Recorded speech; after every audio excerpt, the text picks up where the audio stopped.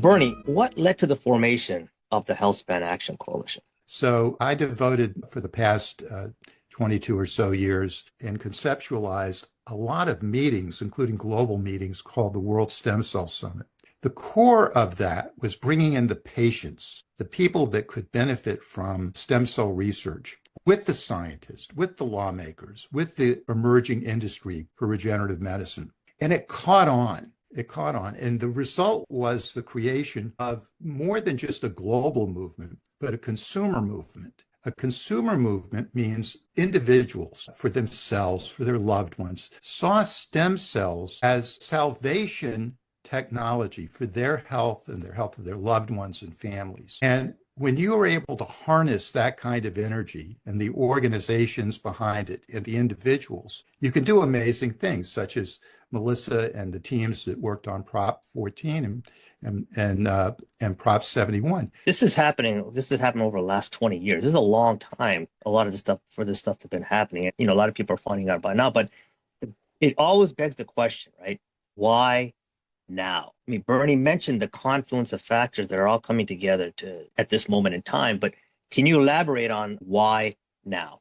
It's not new. And by the way, if we really think about it, this notion of longevity and wanting to live longer also isn't new.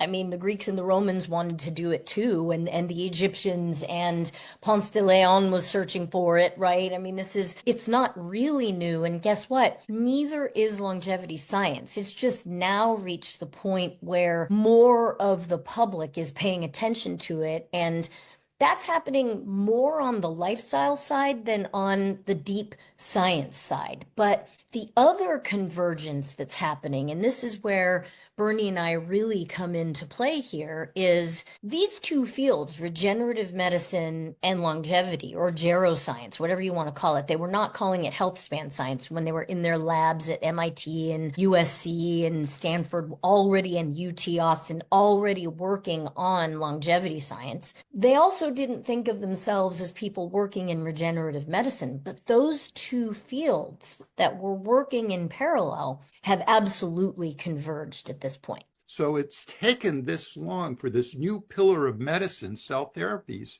to come to pass. Harnessing that energy of where the field is going, not where it's been in the past, we felt, Melissa and I, that it was time for a global movement. The key is that the whole notion of the scientific endeavor is so important, and freedom for scientific research. And to the extent that it's curtailed, I don't think funding for basic research is misspent, because we don't know where the discoveries are going to come from. You don't have to just focus on longevity science or stem cells or C. elegans, a worm, or a naked mole rat. It's all valuable, because we're going to be able to utilize that, and there will be eureka moments. Yes.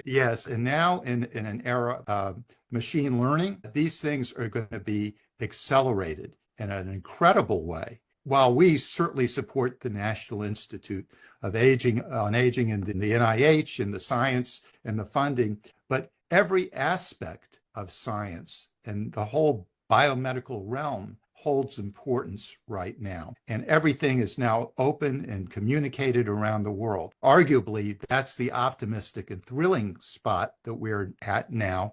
And that's why we've been able to grow our consortia, our coalition, to close to 250 organizations.